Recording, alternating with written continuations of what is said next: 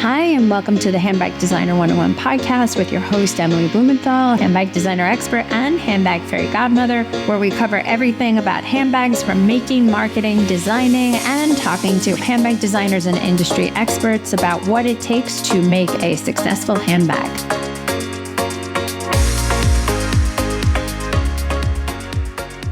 Hi, Jamie Levy. Welcome to the Handbag Designer 101 podcast. So happy to have you. Hi, Emily. Nice to see you. You too. So Jamie was the SVP of Handbags and Accessories, the SVP of Sales and Merchandising of Handbags and Accessories for Steve Madden. For how long were you doing that? Past tense.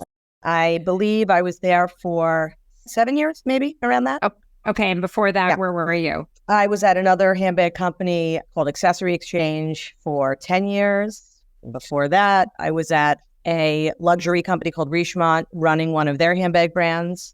And then I spent several years in a family business of handbags. Oh, let's talk about the legacy of the Levy handbag business. So you were born into handbags and not the sexy kind.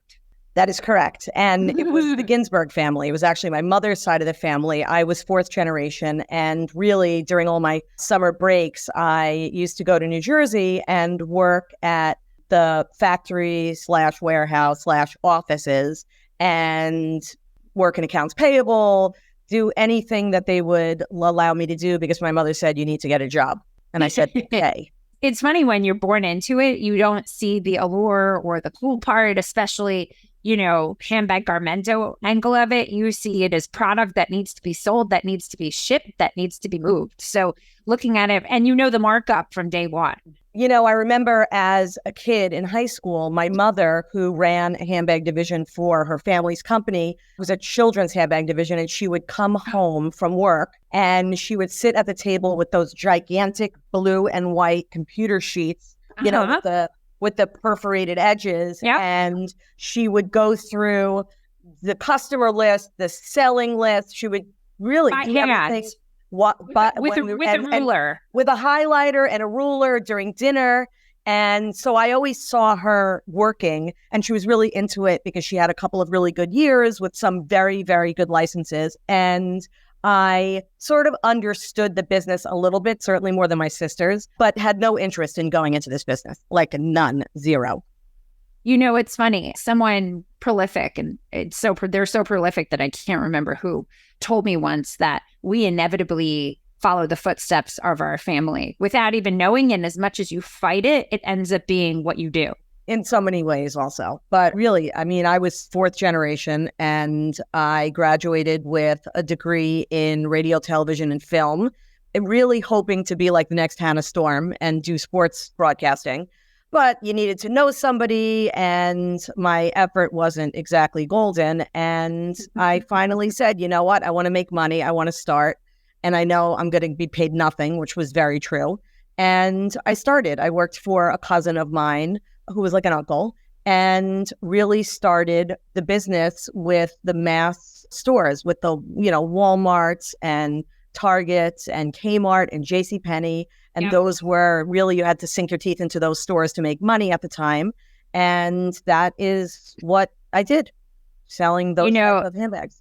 I always say Kmart put me through college. That was the last, my dad being a converter, that was as far as I know, I could be totally incorrect, but that was the last big retailer that he had worked with. And the volume was so big, and it was like perfect timing, have to send a kid to college. And having a family member in that part of the business, as opposed to the higher end business or the luxury business, that kind of like pulls the curtain from the whole Oz element of what makes this business so sexy and exciting. It's like, no. We have to sell product.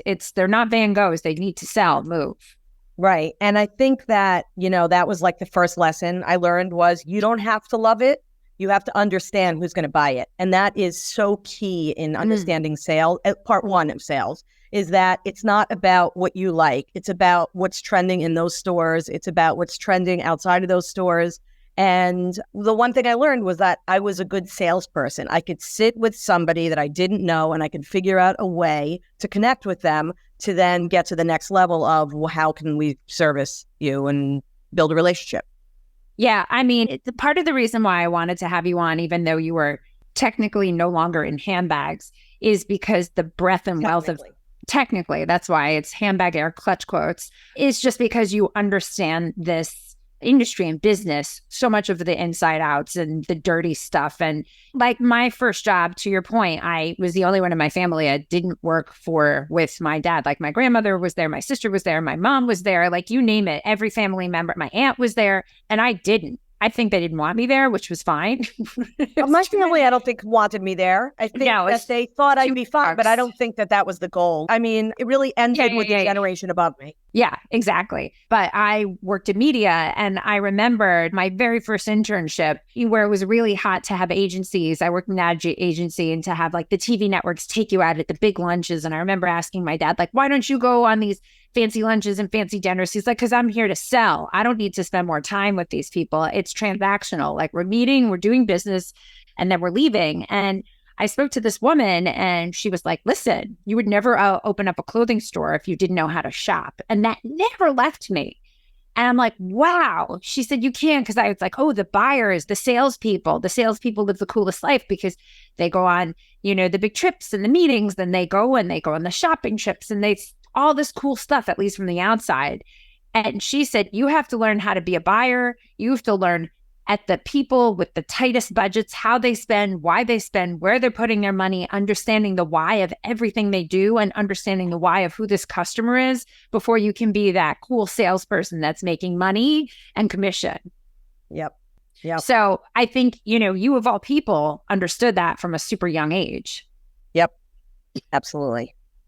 So you were in the family business. How did you end up going from like rags to, well, just from rags to rags? No, I, after about 5 years or so, or 6 years, I had left to really sort of pivot into something else potentially. Was that a big deal? Like leaving the family business? Was anyone insulted? No one cared. No, they wanted me to fly. They didn't really care where I flew. They just wanted me to fly. And I wasn't that happy. And I actually was going through a big change in my life. I was getting divorced, and I tried, the music business was interesting, but the music business was changing very much so at that point. A lot of the record labels were closing. They were changing how they promoted music. And then my family's company ended up buying another company that was a leather company that had multiple licenses. And it was a change from doing denim and non-leather bags to something that I was more interested in. And so all the bags before were not leather? Non-leather. Totally. I mean, denim was really the way that, again, in the 90s or late 80s, 90s, or maybe even before that, I just wasn't there because I wasn't born yet. No, but they did a lot of bags in denim, and they really sort of like cornered the market at Walmart and other retailers. So I started learning about what it was like to do licensed brands when I started working for this company, Susan Gale, that my family's company had bought. And they were making bags in New York. They were using like Harung Snake. They were, making expensive bags. And I never really understood how they could make money when they were making them in the back room of a 33rd Street showroom. And they were shipping them from the back room of a 33rd Street showroom, which is, again, to people that don't know, it's Handbag Alley. Right. And eventually they had to sell because they couldn't make money doing that. So my family's bought them, and I worked there for the next 6 years. Now, just to be clear, what is a licensed handbag brand? What does that mean? Just to clarify. So we looked to, in order to get into the department stores and to expand our distribution, we looked for brands that were hot in clothing at the time, apparel. So Anne Klein, Ellen Tracy, Susan Gale, which was the main brand, was a great brand, but it definitely was a brand that had its heyday 20 to 30 years earlier. And even though we still sold to specialty stores, it didn't have the cachet of a name brand. So we did. So a license is taking a brand that is not in the handbag category and then inviting them and saying, hey, we will produce. We might have been in the handbag category before. We're just getting that license now. And you have to work. Saying, we will produce these bags for you with your name on it. And a lot of times you have to work directly with them. Right. which I've done throughout my whole career, is that you have Right. to make sure that you're following their guidelines. And besides the royalties and everything else, you have to make sure that the aesthetic of the bags is in line with the aesthetic of the apparel or whatever category that you're. Ties back to the overall DNA of the brand. Yeah. So now you're working in leather, and now the company that had these brands licenses per se were not profitable. So it was your job to figure out, how can we make them profitable per Well, se? we really started getting those licenses when I started there, not because of me. I just happened to start there when they were diversifying their strategy. And it was, it was good. We had presence in a lot of the department stores that we wanted to be in. The department stores are constantly changing. We sold stores that are no longer in business. We saw the whole, the end of Federated. So many stores that we sold are literally have been gone for years. And that's where I really learned about the off-price market, which again is such an important piece of anybody's business, as long as you manage that process the right way and make sure that you're not known as an off-price retailer. It is crucial to make money by having some form of an exit strategy for whether it's, the leftover bags or a strategy of doing a symbiotic relationship between mainline bags and off-price bags, with the halo effect being the mainline bags. Oh my God. So many things that I want to clarify. No. This is perfect. So what is an off-price retailer? So an off-price retailer could be anything. I mean, there's so many different ones now, but it could be anything from a TJ Maxx and a Ross to Saks Off Fifth to Gilt and Rue La La to, Amazon. You can have an Amazon shop that does off-price, Poshmark. I mean, there's so many different distribution streams of off-price now. There weren't when, we had Century 21, we had Nordstrom's Rack, we had a lot of the ones that are still not Century. Well, even though it's back, a lot of the ones that are still big today, but then that was it. I mean, online was, not in existence at the time and just starting, but yeah, it's a really important part of your business because. And what's mainline? Mainline is when you're selling regular price handbags. Even if they do discounts within the stores, mainline is regular price handbags. So at the department stores, at the specialty stores, anywhere that you're not, it doesn't mean that you can't go into that store. Like Macy's has Last Call, I believe it is, where you can buy off-price bags there, or your bags could be discounted, but it's a mainline department store. It's not known as an off-pricer. And then in terms of what do you mean by halo effect? So the halo effect is that, a lot of people immediately get into, well, I did so much business at TJ Maxx in another life. I'm just going to make sure that this brand that I'm doing goes back there. But unless there's that halo effect where you have a good business with a good reputation in your mainline sector, it's not important at the off-price sector. It's just not that, the customer is not stupid. The customer understands. That doesn't mean that there aren't thriving businesses that are primarily off-price, because again, as long as the customer likes the bag and it's the right price, that could be enough. But in general, when it comes to sort of higher end brands or recognizable, notable brands, they definitely want to make sure that there is some type of presence that doesn't seem diluted and only at the off-pricers. Just a question about off-price with your experience. So now people are producing exclusive collections lines for off-price. Yeah. That was not the case so much. Mm-hmm. Yeah. I mean, remember, I try to explain this to people. There is truth that in off-price stores, depending on the store, if you go to certain areas of the store, there is going to be cuts from the line, meaning extra merchandise from the line, excess merchandise. But if you're going to really service a really big store like a TJ Maxx or a Ross or a Marshalls, or you can't possibly have overcut that much merchandise and make money by the time it goes to off-price. So you make, again, keeping the integrity of the brand, of the look, but trying to get to that price point and not lose money where you're going to close. You have to make sure that you are making bags that are supposed to go at an off-price price. Now, that said, in your opinion or expertise, are these off-pricers? Talk a little bit about who the customer is, and is she looking for leather at a significantly reduced price? Because the merchandise gets shipped to mainline stores at the same time as it gets shipped theoretically to off-price, because the collections have to rotate.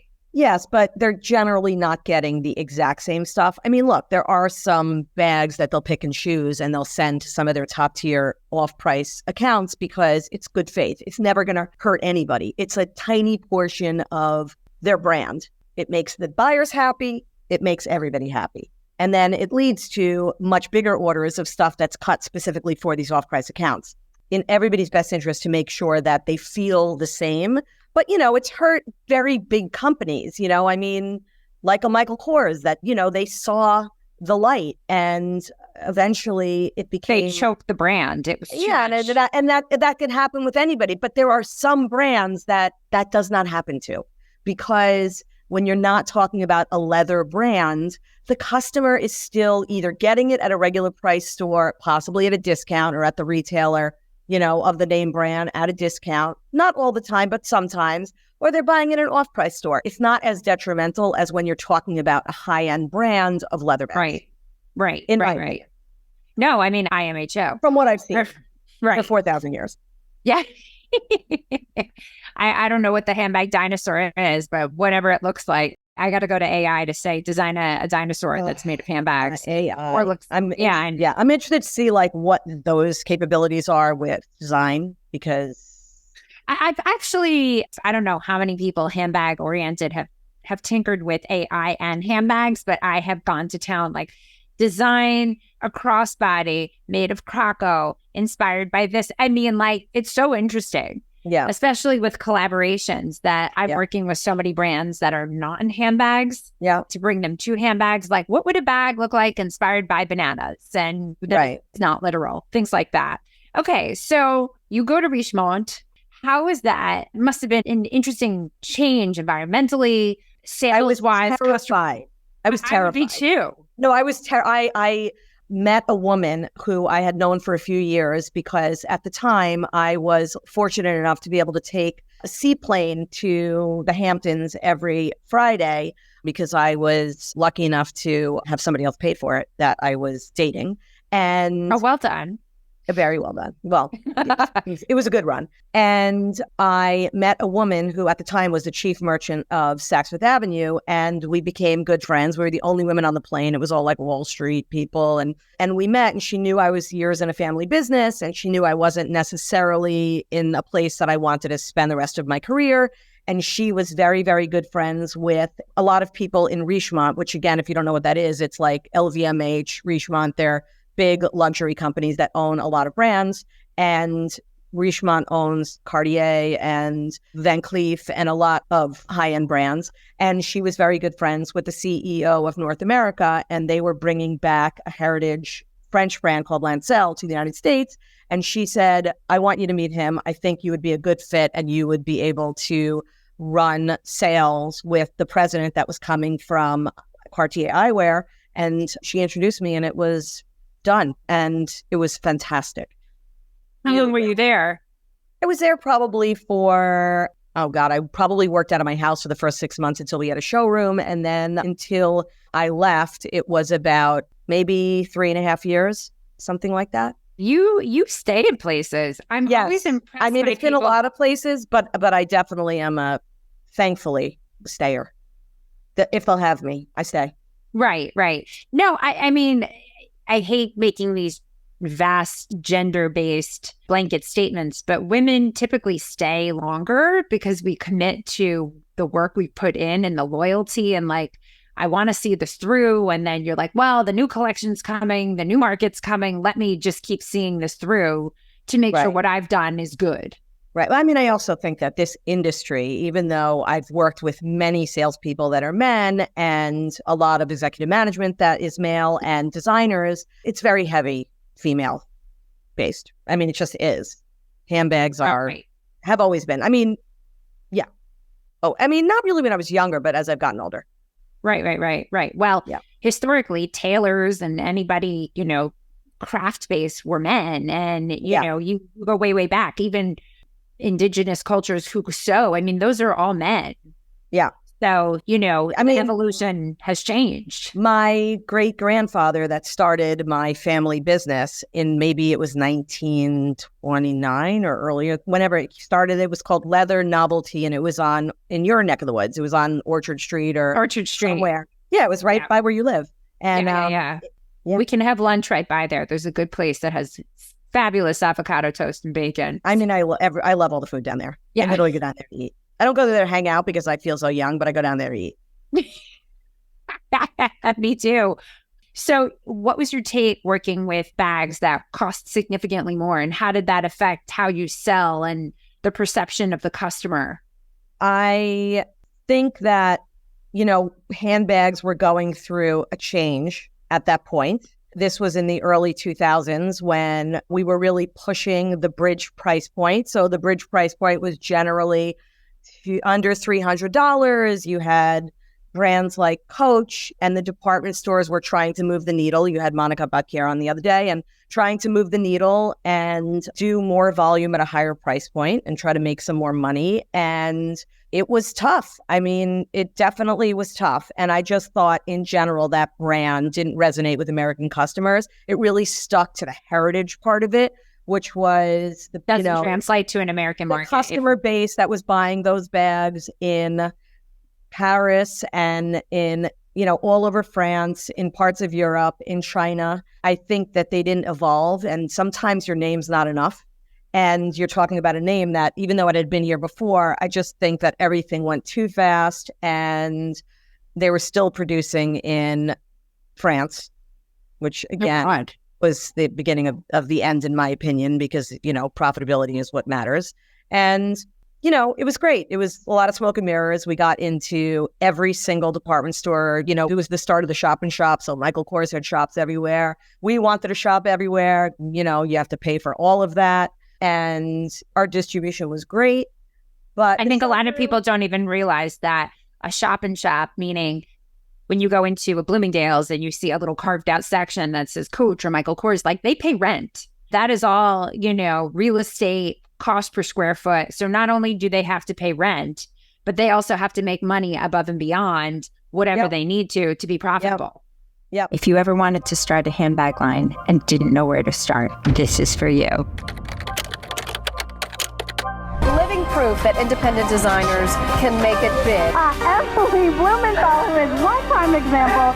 If you had dreams of becoming a handbag designer and didn't know where to start, this is for you. If you have a handbag brand and are in need of strategy and direction, this is for you. I'm Emily Blumenthal, handbag fairy godmother and handbag designer expert, and this is Handbag Designer 101, the masterclass. Over the next 10 classes, I will break down everything you need to know how to make, market, and manufacture a handbag. Broken down for you that you'll not only skip steps in that handbag building process, but also save money in that learning curve. For the past 20 years, I've been teaching at the top fashion universities in New York City, created the Handbag Awards, and also the Handbag Designer 101 podcast. I'm going to show you like I have countless brands, from sketch to sample to shelf, whether you're just starting out and don't know where to begin, or even if you have a handbag line and just need some strategic direction, the Handbag Designer 101 Masterclass is just for you. So let's get started, and you will be the creator of the next it bag. Join me, Emily Blumenthal, with the Handbag Designer 101 Masterclass.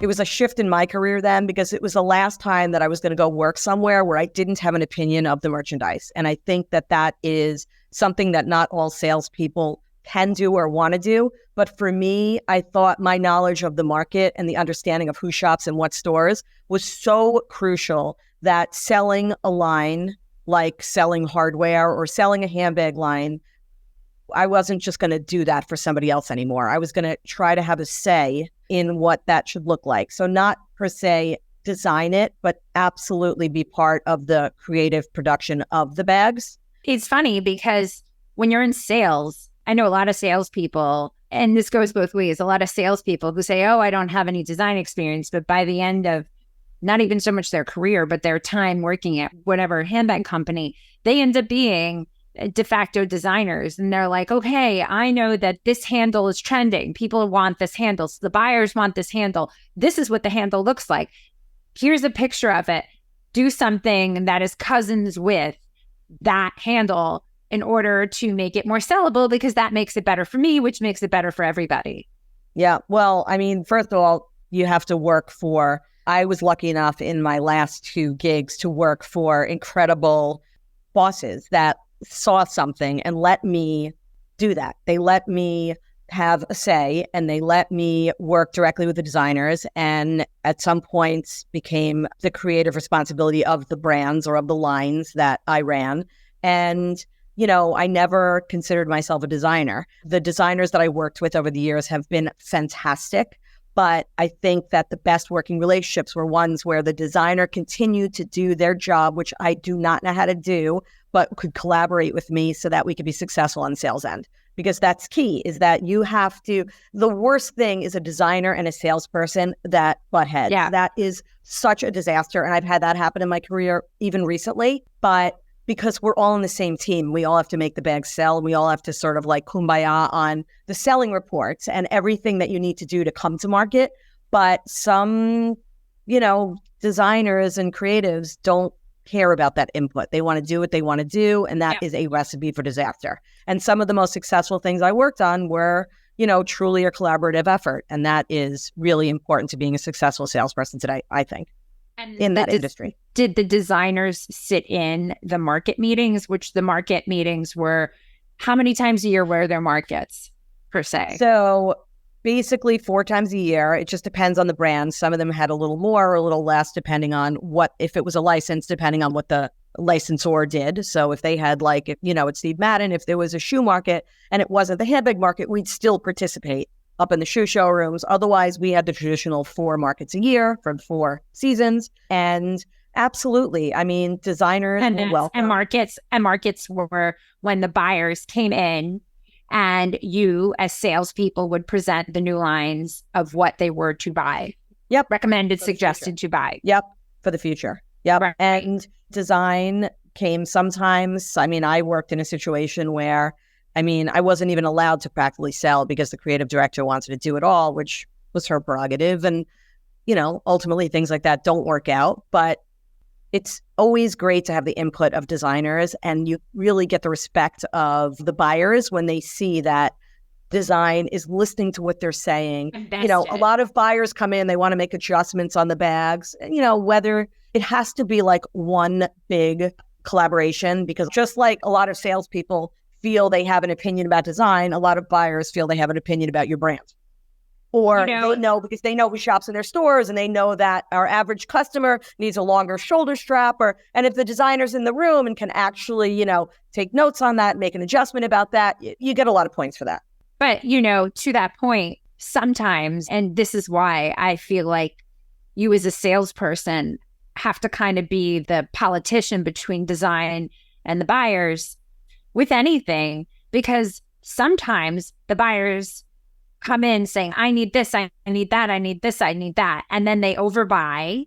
Or that's really your responsibility. You know, you need to work with planning, or if you are the planner yourself, you know, a lot of the salespeople and planners, you need to work on that, because stores will just buy, as long as you clean up the financial mess at the end, stores will buy whatever they feel they need, even though you know you can't possibly reach the sell-throughs that you need to be profitable. So ultimately, it really does fall on, you know, you get your budget from the stores, but it really does fall on the salesperson to figure out, you know, it's a little convoluted because the wholesale companies want to make money, and they want, you know, depending if you're private or public, and they want to make money, and they want to show that your brand is growing, even if you know that the stores can't handle the amount you're shipping into them. And the retail stores don't care because you have to clean up the mess anyway. And if you don't clean up the mess, they're not going to buy you again. I mean, it really is a cycle. You know, it's a cycle, which again is great when business is good as a whole. The department store business is good.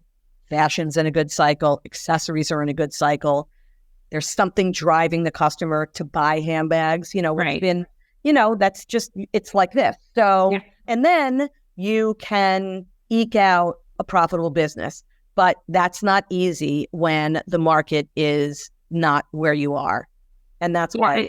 I mean, handbags have gone up and down. You know, we can get into like finish with how handbags were at the pandemic, because anybody who was in that business took a punch and I took a punch right into real estate. Yeah, I know. So you end up at Steve Madden. Talk a little bit about that kind of brand, working for a brand like that, how that works with sales and design and volume, because that to me, I mean, that's when we met. And listen, I could talk about this all day, and it's painful and uncomfortable because it's business and there's so many dark sides of it. But listening to what you did and how you sold, and I bumped into you on the floor of Macy's because I was trying to create a program, and I was like, oh, Jamie, look at that. And I was probably on the floor making sure that all the bags were out of the stock room. It doesn't matter how high up in title you are. If your bags are sitting in the stock room, they're not selling. So that's what happened to me. I did. Listen, my bags were Belk, I want to say. Oh, I've been there too, taking bags out of the stock room. Oh my God. But the Monday numbers were coming in zeros. And I'm like, what is going on? And they said, okay, we're going to drop your line. And my line had just gotten in. And I said to the CEO of the company, I was like, I need to get on a plane. I need to go there. And I got there and crack of dawn. And I said, it's not even on the floor. So why is it at zero? So I had to go to this room, open it up. I carried the T-stands out myself. And I'm like, I don't know how we can work this out with markdowns, because now I'm in the minus for something that was never even brought on the floor. That's just a Wednesday or a Thursday. That is part of, I mean, it's one of the reasons why ultimately you should never have issues at Herald Square on 34th Street, because everybody's offices, I mean, now a lot of people are remote, but everybody's offices are right there. So if you're not in that stock room at least once a week, you know, you don't know when the stuff's going to arrive, but if you're not there at least once a week, putting your stuff on the floor, figuring out what needs to go where, you're never going to be successful. No, so, it's a full, to independent designers, like it's a full 360. Just because your bags or product get into a store, like you have to get it. That's number one. Sell. Yeah. Like it needs to sell after. That's right. That's right. People just, and everybody's a handbag designer. I mean, I noticed that trend come. A lot of people say to me, well, why don't you just have your own line? I don't want to have my own line. Like, I know how difficult the business is, and actually having my own line. And I know how many people have their own line and fail. And I know how many people think that this is, for whatever reason, like entry level fashion. Like you can do, every celebrity, everybody has a handbag line, but it's a tough business. Apparel's a tough business too, but handbags is, forget it. Apparel, I would not touch with the 10, anything that has sizing, not for me. I don't want to go near that, because the chargebacks alone of things, I don't want to be part of that. I remember that from my dad's business, like, legs, one leg is being longer than the other. I mean, that's the stuff that we would get. Like, here's a pair of Guess jeans with a bad dye job, and the dye lot didn't match this. And so that was the clothes that we got to wear, the labels that were the mistakes. Funnily enough, what you were just talking about, going in and working and making sure the stuff is merchandised and all of that, when I got my bags into retail, knowing what I knew, I would go, and the turnover of the people who work in these stores, because people don't seem to realize that most people who work in department stores, only less than half are career department store workers. That, the woman at Bendel's, when my stuff got into Bendel's, she was there the entire time, down to the store shut. Like, she was there for 20 odd years, and lovely woman. And she was in candles, and she was in this. Because the turnover was so high and no one knew my brand, I would go there every 6 months to have a meet and greet, organizing it, to meet the floor staff, have muffins, have juice, have coffee. This is the brand. This is what, and I always say, don't bring bagels, because that's like, that distracts people. If they've got to cut and put stuff on, only have muffins, like food you can sit and eat, have a juice. I'm going to introduce you to my brand. This is what it is. This is the DNA. This is what makes it special. This is the customer. People don't realize that needs to happen. I mean, really, how it happens now, or at least it did when I was in the business for many years, and I did many of them myself, and other times we had companies do them, but the regional managers, so the people that work on the floor report to these regional managers, and it was really important that you go, in many brands that I did, that you go and explain everything about your bags and how to wear certain things and why certain things are done and what they relate to, and then they are supposed to then go down to their floors and have their bagel meeting with all those people. And there's so many layers to how to really have a line be a success. And people don't realize that. And like, I think one of the most important things that people don't realize is you need to go look who's shopping. Like you can put 100%, blah, blah, blah. But if you actually sit there, I mean, that was something that Steve Madden did day in and day out. He always showed up and he sat in his shoe departments and he watched how people shop. That is so key. That's how you figure out. You don't have one customer. You have customer bases in this region and in this region and in this store. And it's the same with handbags. I mean, you know, I've worked on brands where people assumed a certain customer was buying them. And really the core customer that was buying them was nothing to do with when the design went into it, nothing to do with who the end user was. And I think that's super important, is to understand it's not necessarily how you see things, but it's how things are. And I think every store has a different take and has a different customer base. And 100%. It's another complication of doing a fashion. So I want to speak more about how the sales process was for handbags at a brand at the level of volume of Steve Madden. Could you talk a little bit about that process? So, I mean, again, I was in a little bit of a different position because most of the time I was there, I was in merchandising, design, and sales, so I had certain brands where I worked with the most amazing designers. I think you know some of them, who I could never do it alone. I don't know how to like draw a pencil, but I was able to go to Europe and to different regions in the US and shop for a type of look, a feeling, especially of a brand that didn't necessarily, you know, Steve Madden is great. It's a great inspirational brand. So they know they're going to have a home run when they do a similar version to something that's happening big in luxury. It's their success in shoes, no secret. It's their success in handbags. That's just how it is. But that's not necessarily the case for a lot of the other brands that are at the company and other businesses that I work for. And I think that, you know, you start with sort of the inspiration, and the inspiration comes from lots of different places. I mean, one of my best friends, we were out at her beach house Labor Day weekend, and my daughter was there, and she always gives my daughter old bags that she has that she just hasn't worn for years. And my daughter said, let me pick one. And she picked one and she held it up and she says, can I have this one? She goes, that's one of your mom's. And it was like, you know, something that was a vintage Steve Madden no, se. It's actually before that, but it was like a vintage 90s, which is what's happening now, especially if you're a teenager. Everybody wants to wear like a 90s. Yeah. And I think that, you know, you go so many different places for inspiration. And again, I always had my sales hat on. So it's great. You could see something amazing, or the structure is great, or it's a little wacky, but you have to keep your sales hat on. Who's going to buy this? And then you come back, you are with the designers during this whole process, and you come back and you work with the designers and you let them do their thing. And if they're good designers, which thankfully are always worked with amazing creatives, they know how to put out, again, a line that embodies both this sort of feeling that you had, as well as a line that is going to fit into, because, you know, every store comes and they want to make sure, unless it's a one-off item, right, they want to make sure that they're getting a collection that represents their customer and also can fill their fixtures and, you know, make sure that the colors are correct and all of those things. And that is what you work with design and merchandising prior, and then it's showtime. How many pieces were in a collection for that? I mean, that depends, because a collection like 𝐷 Johnson was super different, because even though, sure, you had hobos and satchels and totes, there was such a big element of bags that didn't fit into any category. Right. You know, whether it's kitsch bags or just anything, you know, right, a clock bag. But in general, you know, the buyers were coming and they were looking for certainly a work tote. They were looking for crossbodies, because hands-free is still, I mean, how everybody lives their life. And then depending on the season, are hobos in, are satchels in, is handheld in?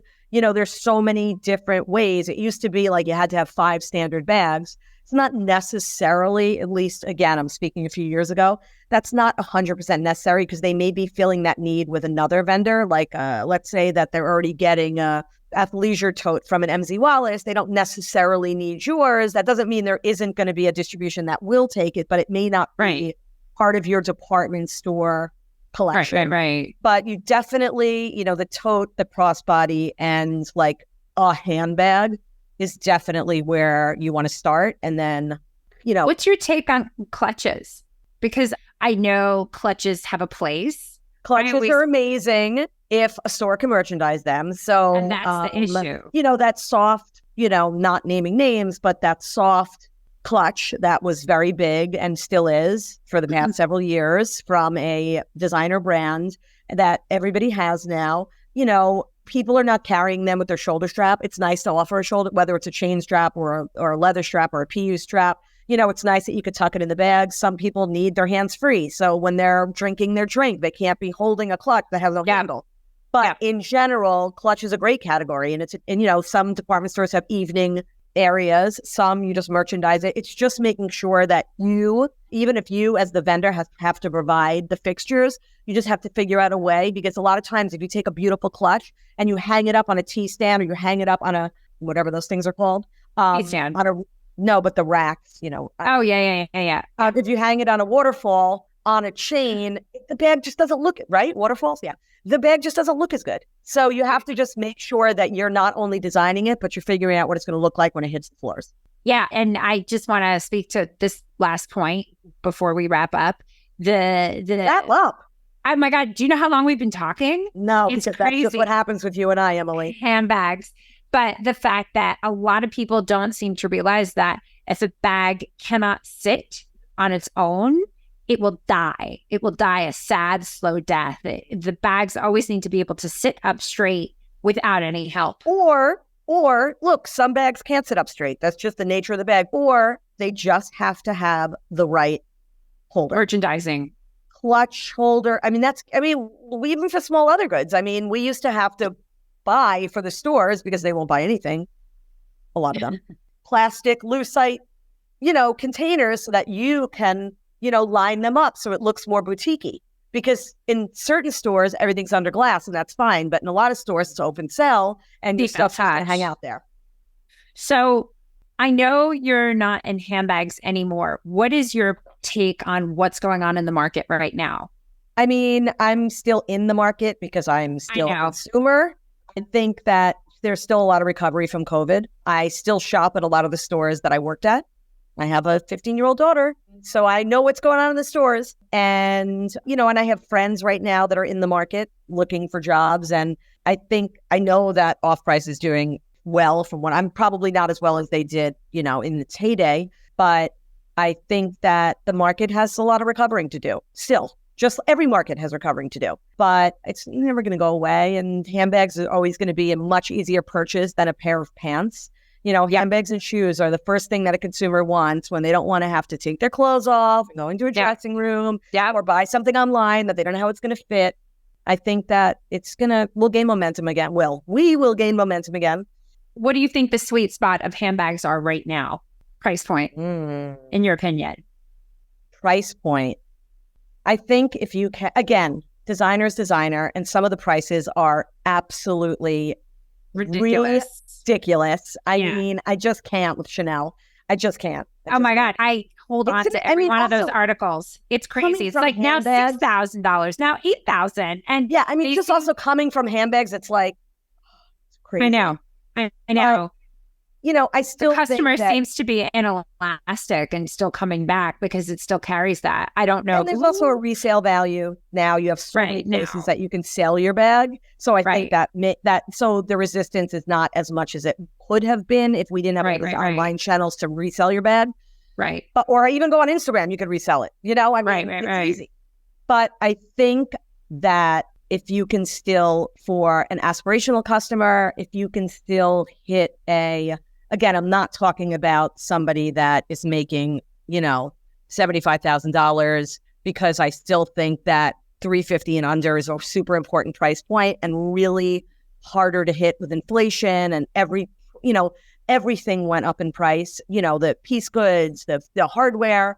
So I think that, either the companies are going to make less profit, which they're not going to do, especially if they're a public company, or they're going to have to take the price points up. So I think it's a tough market for that reason. So, but I think if you can get the under $6,000, a lot of vintage brands are coming back. I just bought an 𝐉𝐸𝐻𝐵𝐺 bag because I needed a new tote. I'm carrying something I bought years ago, which is fine, but I needed something new that felt like me. And I didn't want something structured because that doesn't feel like me with my job. And I'm running around all the time. So it has to be super light. So something unlined and 𝐃𝐞𝐬𝐬 and, you know, but I was happy to see that even though they're under $600, that made me happy. But I think that if you can continue to do bags that are $495, $395, you're going to get more in leather. Look, non-leather, there's always going to be a customer, but a lot of these stores are doing private label now. I mean, you know, Ink is doing it for Macy's. So everybody that does non-leather is competing with Ink, which means they're just not making them as much money. So I've been in that market so many times and it's hard. You know what I mean? You're definitely going to do sales, but you're competing against a division that they are making more money on their own bags. And it's like that in a lot of the stores. So, you know, I don't know. I could tell you about that the Fed was announcing a new interest rate today. I don't know if they did it. Listen, everything is going up. Eggs are going up. I always say, like, look at how much your steak costs, and that should correlate to how much your handbag, because it's coming from the same animal. Everything is everything. Lumber, everything. I mean, it's not, you know, everybody took a hit. And if fashion is still a priority to you and you still need a new handbag like I did today or yesterday or whenever I did it, then you do what you make you prioritize what you can. Jamie, it has been a pleasure. Jamie, give everybody how they can follow you, what you do now, and if anybody has any more questions, you are the oracle upon oracles of handbags. You are the clutch to my crossbody. How can we find you? And you are amazing, and I've loved you for years, and somebody that actually has a book I see right behind you, Handbag Designer 101. I mean, come on. Who's better than you? I am at Douglas Elliman Real Estate. I am in sales. I do sales and rentals. I can be reached at Jamie, JAIME.Levy at Elliman.com, or follow me on Instagram if you like 15-year-olds. It's Jamie. Not that kind of 15-year-olds. Yeah, exactly. My God. JAIME.L.Levy. Levy. Levy on Instagram. And again, always here for handbag questions too. Certainly know about that. We're totally going to have you back. This is so, like, there's so much more to talk about. Oh my God. It has been an absolute pleasure having you on Handbag Designer 101. We will absolutely be talking soon for sure. Thank you so much. I am. Thanks for listening. Don't forget to rate and review and follow us on every single platform at Handbag Designer. Thanks so much. See you next time.